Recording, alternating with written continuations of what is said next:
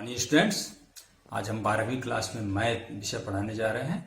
जिसमें हम लोग चैप्टर पढ़ रहे हैं संबंध एवं फलन, रिलेशन एंड फंक्शन। इसमें हम लोग कल फलन कितने प्रकार के होते हैं इस बात को हम लोग पढ़े थे और उस पर एक्सरसाइज 1.2 को पूरा हम सॉल्व कराए थे। आज हम लोगों का टॉपिक होगा फलनों का संयोजन, तत्समक फलन और प्रतिलोम फलन। यानी आज हम आप लोगों को कुछ परिभाषा ही बताएंगे और ध्यान से इसको समझेंगे। उसके बाद कल हम इसका एक्सरसाइज सॉल्व करेंगे। तो मेरे प्यारे बच्चों, ध्यान से इस परिभाषा को आप समझें तभी कुछ समझ पाएंगे। आइए हम लोग समझते हैं। फलनों का संयोजन, कंपोजिशन ऑफ फंक्शन। यहाँ हम मान लेते हैं 3 सेट ए, बी और सी हैं जो अरिक्त हैं। इसको हम यहाँ ग्राफी निरूपण द्वारा भी दिखाए हैं, प्रतिचित्रण द्वारा भी। ये सेट ए है, ये सेट बी है और ये सेट सी है। तो इस प्रकार है कि यहाँ फिलहाल हम 2 संबंध मानते हैं। एक संबंध यफ ए से बी में है। इसका मतलब ये है कि यह यफ क्या होगा, इसके अवयवों का संबंध इस बी के अवयवों से बनाएगा। और जी एक फलन है जो इस बी से सी में है। तो यहाँ जी जो है बी से सी में 2 फलन है। तो हम यहाँ विचार करेंगे कि ये दोनों यफ और जी के कंपोजिशन से क्या मतलब है। अब यहाँ आप पूर्व परिभाषा पे आइए। आप पहले पढ़ चुके हैं कि मान लेते हैं अगर यक्ष एलिमेंट्स ए में हो, जैसे यहाँ यक्ष ए में हो तो यह यक्ष जिससे संबंधित होता है तो उसका नोटेशन तो एफ एक्स लिखते ही है। तो ये गारंटी है कि एफ एक्स तो एलिमेंट ऑफ बी का अस्तित्व होगा ही, निश्चित है। तो अब क्या होगा, ये जी क्या करेगा, इस एफ एक्स, अब जी के लिए एफ एक्स ये वाला सेट प्रांत होगा, डोमेन, और ये एफ एक्स एक एलिमेंट्स है, इसका प्रतिबिंब देखिए यहाँ G of F X, G of F X. तो यहाँ सो की है this implies G of F X element of C का अस्तित्व होगा। तो हम क्या देख रहे हैं कि यहाँ यक्ष ये यफ के द्वारा एफ एक्स से संबंधित हुआ और जी के द्वारा इस जी ऑफ एफ एक्स संबंधित होगा। तो इसका मतलब यफ और जी दोनों मिलके तो इस यक्ष को किससे जोड़े, जी ऑफ एफ एक्स से। तो हम एक नए संबंध की कल्पना करें जो समुच्चय ए से डायरेक्ट समुच्चय सी में हो। तो वह जो रिलेशन होगा उसे हम जीओ यफ से नोट करेंगे और ये जीओ यफ जो होगा इसी को हम कहेंगे यफ और जी का संयोजन है, कंपोजिशन है। तो यहाँ पर अब नए सिरे से डिफाइन करते हैं। अतः ए से सी में एक नया फलन परिभाषित किया जा सकता है, उसे हम जीओएफ से नोट करेंगे। तो अब इस परिभाषा को हम यहाँ शॉर्टकट में जो बात करें केवल डिफिनीशन नोट करना है, एग्जाम में लिखना तो आप ये लिखेंगे यदि एफ ए टू बी, ए से बी में, और जी बी से सी में 2 फलन हैं तो एफ और जी का संयोजन जीओएफ कहाँ से होगा, ए से सी में होगा, ए से सी में होगा। एक ऐसा फलन होता है जो ए के प्रत्येक अवयव को सी के एक अद्वितीय अवयव से संबंध करता है और जीओएफ सच दैट ए टू सी होगा। और हम जीओएफ यक्स यानी इस फलन जीओएफ के द्वारा यक्स का जो प्रतिबिंब होगा उसे नोट करते हैं जीओएफ यक्स और इसको संकेत में लिखेंगे जी ऑफ एफ एक्स। ये जी ऑफ एफ एक्स यहाँ आपको दर्शाया गया है, तो जी ऑफ एफ एक्स लिखेंगे। यानी इसको समझना आपको, G O F X means G of F X. For every से पढ़ते हैं, फॉर इवरी प्रत्येक यक्स एलिमेंट ऑफ ए, हर एलिमेंट जो यक्स ए में है उसके लिए ऐसा होगा। तो ये हो गया आपका फलनों का संयोजन। तो 2 फलनों के संयोजन एफ और जी को हम जीओ एफ से नोट करते हैं और उसका डिफिनीशन ये फार्मूला की तरह से होगा। जीओ एफ एक्स को हम जी ऑफ एफ एक्स से लिखेंगे और जो भी एफ एक्स का परिभाषा होगा उसका प्रयोग करके हम इसको मान निकाल सकते हैं। अब फिर डिफाइन करते हैं हम तत्समक फलन, आइडेंटिटी फंक्शन किसे कहते हैं, आइडेंटिटी फंक्शन। इसके लिए थोड़ा सा इस एग्जाम्पल को पहले आप देखें तो परिभाषा और अच्छी तरह से समझ पाएंगे। यहाँ एक फलन एफ एन टू एन में दिया है और इसका डिफिनीशन एफ एक्स बराबर X square, N for natural number. तो इसका प्रतिचित्रण यहाँ हम दिखाए हैं n से n में, तो n 1 2 3 4 5 अनंत तक, 1 2 3 4 5 अनंत तक। तो इसके हिसाब से आप क्या देखेंगे कि एक अपने स्क्वायर से संबंधित होगा, एक का स्क्वायर 1, फिर एक्स स्क्वायर 2 का स्क्वायर 4, तो एक 1 से संबंधित होगा, 2 4 से संबंधित होगा, 3 9 से संबंधित होगा। ऐसे आगे सबका रिलेशन बना सकते हैं। और हम एक दूसरा रिलेशन इसी एफ एन टू एन में डिफाइन करते हैं, एफ एक्स बराबर एक्स। तो इसमें क्या है, एफ एक्स बराबर एक्स अर्थात 1 1 से 2 2 से 3 3 से 4 4 से, ऐसे सभी अवयव स्वयं से ही रिलेटिव हैं। तो ऐसा कोई फलन हो जो प्रत्येक स्वयं के अवयव स्वयं से ही संबंधित हो, तो इस टाइप के फलनों को ही हम तत्समक फलन कहते हैं। ये तत्समक फलन नहीं है, क्योंकि 2 4 से संबंधित है, 2 2 से ही संबंधित होना चाहिए। तो अब इस परिभाषा को हम ऐसे बोल सकते हैं, कोई फलन एफ ए टू ए तत्समक फलन कहलाता है यदि एफ समुच्चय ए के प्रत्येक अवयव को स्वयं से ही संबंध करता है, अर्थात प्रत्येक यक्ष एलिमेंट ए के लिए एफ एक्स इक्वल यक्ष। इसे आई ए से प्रकट करेंगे हम लोग, जो एफ नोट करते हैं वो एफ नहीं आई ए। और ये ध्यान दीजिएगा कि तत्समक फलन सदैव एकाएकी और आच्छादक होता है। यहाँ देखिए एफ एक्स बराबर यक्ष है, तो स्वयं स्वयं से संबंधित है n से n में, तो इसमें का प्रत्येक अवयव इसके प्रत्येक अवयव संबंधित है और सब अलग अलग है, तो ये एकाएकी और आच्छादक है। इसका मतलब प्रत्येक तत्समक फलन जो होगा वो एकाएकी और आच्छादक अवश्य होगा। तो ये तत्समक फलन का भी परिभाषा स्पष्ट हो गया। अब इसके बाद हम लोग इस पर एक प्रमेय है, थोड़ा सा प्रमेय को देखते हैं पहले और उसके बाद तब आगे। अभी हम लोग फलन के संयोजन की परिभाषा पढ़े, उस पर आधारित एक प्रमेय है। यदि एफ ए टू बी माने समुच्चय ए से बी में और जी बी से सी में एकाएकी आच्छादक फलन है, ध्यान दीजिए एकाएकी है, ये अलग अलग, एफ भी एकाएकी आच्छादक है और जी भी एकाएकी आच्छादक है, तो हमें प्रूफ करना है कि उनका जो संयोजन होगा जी ओ एफ जो ए से सी में है वह भी एकाएकी और आच्छादक ही होगा। इसे प्रूफ करते हैं। तो अभी हम लोग पिछले 1.2 एक्सरसाइज में बहुत से फलनों को एकाएकी और आच्छादक दिखाए, उसी आधार पर उसी पैटर्न पे सिद्ध करना होगा। हमारा पैटर्न ये था कि सिद्ध करने के लिए हम तुरंत मानते थे x1 x2 एलिमेंट ऑफ ए, और इस फलन के द्वारा इन दोनों के प्रतिबिंब को बराबर करके हम प्रूव करते थे कि x1 बराबर x2। अगर वो शर्त यहाँ भी प्रूव करते हैं तो फिर ये एकाएकी हो गया। तो फिर जीओ एफ तो ए से सी में है, तो हम ए में x1 x2 इस प्रकार माने, इस फलन जीओ एफ के द्वारा x1 का प्रतिबिंब और इसी जीओ एफ के द्वारा x2 का प्रतिबिंब आपस में बराबर है।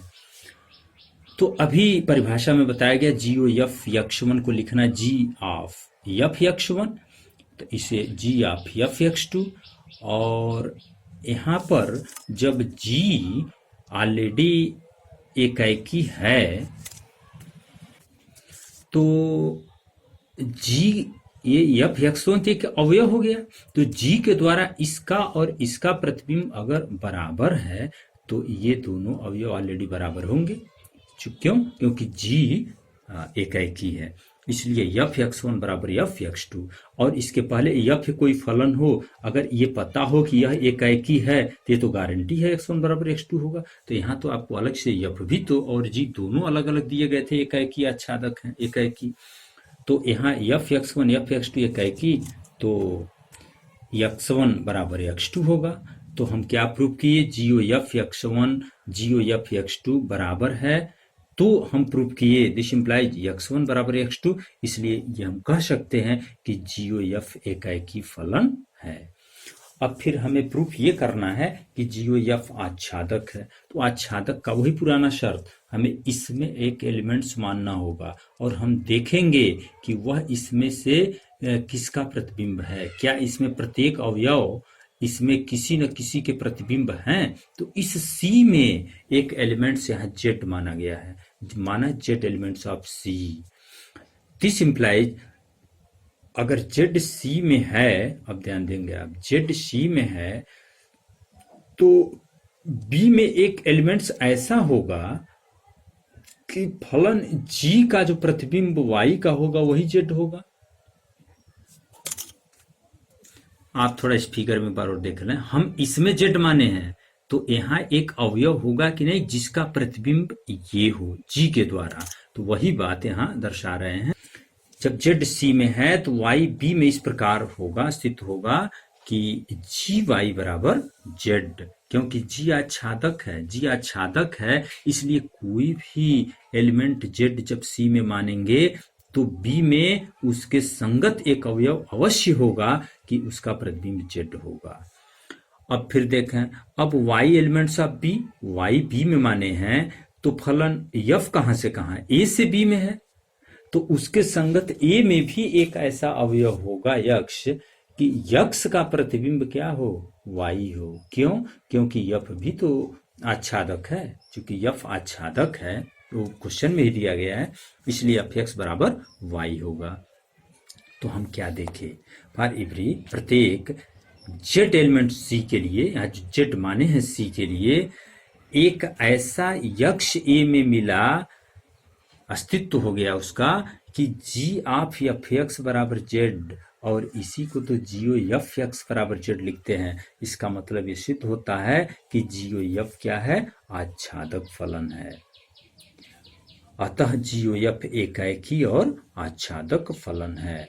तो ये प्रमेय, थोड़ा इस रिजल्ट को भी आप याद रखें कि एफ ए से बी में हो, जी बी से सी में एकाएकी और आच्छादक हो, तो ये गारंटी है एफ और जी का जो कंपोजिशन होगा जीओ एफ, वो श्योर है एकाएकी और आच्छादक फलन होगा। तो इस प्रमेय को आप समझे। अब यहाँ दो छोटे छोटे और डिफिनीशन है, पहले उसको हम देख लें, उसके बाद तब हम लोग एक्सरसाइज शुरू करेंगे। प्रतिलोम प्रतिबिंब, इनवर्स इमेज। माना एफ ए टू बी एक फलन है तथा ए के किसी अवयव यक्ष का एफ प्रतिबिंब वाई है। जैसे इसमें यक्ष है, इसमें वाई कोई एलिमेंट्स है, तो उसको हम बोलते हैं ना एफ प्रतिबिंब वाई। तो यक्ष को हम क्या बोलते हैं, पहले पिछले परिभाषा में आपको बताया गया था, यक्ष को वाई का पूर्व प्रतिबिंब बोलते हैं, कहीं लिखे भी हैं। इसी बात को हम दूसरे शब्दावली में बोल रहे हैं, यक्ष को वाई का प्रतिलोम प्रतिबिंब या एफ इनवर्स प्रतिबिंब कहते हैं। उसे पूर्व प्रतिबिंब कहें वो भी बात सही है, और इसे प्रतिलोम प्रतिबिंब कहें, या फिर इधर से यक्ष का एफ प्रतिबिंब वाई, तो वाई का एफ इनवर्स प्रतिबिंब यक्ष है, ये भी बोल सकते हैं। और यक्ष को हम एफ इनवर्स वाई लिखेंगे, जैसे उसको वाई बराबर एफ एक्स लिखते थे, पीछे संकेतन बताया गया था। तो यहाँ पर यक्ष को एफ इनवर्स वाई भी लिख सकते हैं। और ये जो एफ इनवर्स है, इसे प्रतिलोम फलन भी कहते हैं। ये तो प्रतिलोम प्रतिबिंब बताए, तो इसको हम प्रतिलोम फलन भी कहते हैं। तो एक और डिफिनीशन ये बन रहा है, प्रतिलोम फलन। तो यहाँ देखिए, प्रतिलोम फलन, इनवर्स फंक्शन। यदि एफ ए टू बी एकाएकी आच्छादक फलन है तो फलन एफ इनवर्स बी टू ए, जो प्रत्येक y एलिमेंट्स ऑफ b को एक अद्वितीय यक्ष एलिमेंट ऑफ a से इस प्रकार संबंध करता है कि एफ एक्स बराबर वाई, ऐसे संबंध करे कि एफ एक्स बराबर वाई, तो एफ का प्रतिलोम प्रतिबिंब कहलाता है। और इसे एफ एक्स बराबर वाई है तो दिस इंप्लाइज वाई इनवर्स बराबर वाई इनवर्स वाई इक्वल यक्ष होगा। यहाँ एक शब्दावली आई है, एफ एकाएकी आच्छादक है तभी एफ इनवर्स जो होगा वो प्रतिलोम फलन होगा। वहां जब प्रतिलोम प्रतिबिंब अभी बताए, उसमें इसका कोई मतलब नहीं था। एकाएकी आच्छादक मतलब इसका अलग अलग अवयव इससे अलग अलग अवयव से संबंधित, तभी तो इसका उल्टा करेंगे तो अलग अलग अवयव अलग अलग से संबंधित होंगे। जैसे आप इस एग्जाम्पल को पहले देखें, जरा इस फिगर को ध्यान से देखें आप। एक समुच्चय ए से बी में एक रिलेशन, एक फंक्शन एफ शो किया गया है। ए 1 से रिलेटिव है, बी 1 से रिलेटिव है, सी 2 से रिलेटिव है और 3 किसी से रिलेटिव नहीं है। तो इस फलन को आप क्या बोलेंगे, ये बहुएकी फलन है, क्योंकि 2 का प्रतिबिंब 1 है। ये एकाएकी फलन नहीं है। क्या आच्छादक है, नहीं, आच्छादक भी नहीं है। अगर हम इसका रिलेशन इसमें से इसमें बनावें तो उसे ही एफ इनवर्स बोलेंगे हम। तो एफ इनवर्स को फिर अगर ऐसे दर्शाते हैं तो इसमें क्या हो रहा है, यहां से फिर मिलावें ये एफ इनवर्स इसमें से अप्रांत ये हो जाएगा, तो 1 2 3 यहां शो किए और ए बी सी यहां शो किए। तो इसमें 1 देखिए बी से और ए से, तो 1 का प्रतिबिंब ए होगा और बी होगा, 2 का प्रतिबिंब सी है तो 2 का प्रतिबिंब सी होगा। अब आप थोड़ा फलन की परिभाषा पर चलें। फलन की परिभाषा में क्या कंडीशन था, एक ही अवयव के 2 प्रतिबिंब नहीं होने चाहिए। अगर 2 हैं तो वो फलन होता था नहीं, तो ये तो एफ इनवर्स फलन होगा ही नहीं। और प्रांत का ये अवयव खाली बच जा रहा है, इसका कोई प्रतिबिंब ही नहीं है, तो इसलिए एफ इनवर्स फलन होगा। पहला तो शर्त देखें, एफ इनवर्स फलन होगा। अगर ये बहुएक नहीं होता तो ये प्रॉब्लम नहीं आता, जो एक ही एलिमेंट्स के 2 प्रतिबिंब, इसलिए परिभाषा में एकाएकी शब्द आया। और ये जो 3 बच गया, अगर ये आच्छादक होता तो ये प्रॉब्लम भी नहीं आता, तो सब अलग अलग होता और ये आच्छादक भी होता, सबका प्रतिबिंब भी बनता। तो जो उस प्रतिलोम फलन में अभी जो शब्दावली आया, यहाँ देखिए, यहाँ बताया गया कि एफ ए टू बी एकाएकी आच्छादक फलन है। तो फलन एफ इनवर्स बी टू ए, जो प्रत्येक वाई एलिमेंट्स बी को एक अद्वितीय एक्स एलिमेंट ए से इस प्रकार संबंध करता है कि एफ एक्स बराबर वाई एफ का प्रतिलोम फलन कहलाता है। ये एफ इनवर्स जो होगा एफ का प्रतिलोम फलन कहलाएगा, लेकिन अगर एकाएकी आच्छादक है तभी। तो एफ एक्स बराबर वाई, तो this imply F inverse Y बराबर एक्स। तो यहाँ क्या लग रहा है, एफ इनवर्स का जो प्रांत होगा वो तो एफ का परिसर होगा। एफ इनवर्स का जो प्रांत होगा वो एफ का परिसर होगा। कैसे, फिर इसमें देखें, एफ इनवर्स का प्रांत यही है 1 2 3, ये प्रांत है, परिसर। और एफ का परिसर क्या है 1 2 3, तो जो एफ का परिसर होगा वो एफ इनवर्स का प्रांत होगा। तो वही बात यहां बता रहे हैं, एफ इनवर्स का जो प्रांत होगा एफ का परिसर होगा, और एफ इनवर्स का जो परिसर होगा वो एफ का प्रांत होगा। तो इतनी परिभाषा को थोड़ा सा आप ध्यान से देख लें, इसका नोट्स आप कंप्लीट कर लें, फिर कल हम आपको इसका एक्सरसाइज सॉल्व कराते हैं 1.3। और उसके बाद एक टॉपिक और बचेगा इसमें, द्विआधारी संक्रियाएं, उसको हम लोग फिर अभी एक दिन तो एक्सरसाइज चलेगा उसमें, अभी यानी 2-3 दिन का और क्लास मेरा है इस चैप्टर में। उसके बाद हम लोग ये 2 चैप्टर पूरा कर लेंगे। एक मैट्रिक्स ऑलरेडी पहले पढ़ चुके हैं आप, तीसरा पार्ट, और ये पहला पार्ट हो जाएगा। और हम लोग प्रयास करेंगे कि इस लॉकडाउन में ही हम लोग 3 पार्ट पूरा कर लें। तो दूसरा चैप्टर जो होगा आपका त्रिकोणमिति में प्रतिलोम त्रिकोणमिति है, उसको भी हम प्रयास करेंगे इस बंदी में ही उसको पूरा कर लें। तो इस नोट्स को आप तैयार रखेंगे।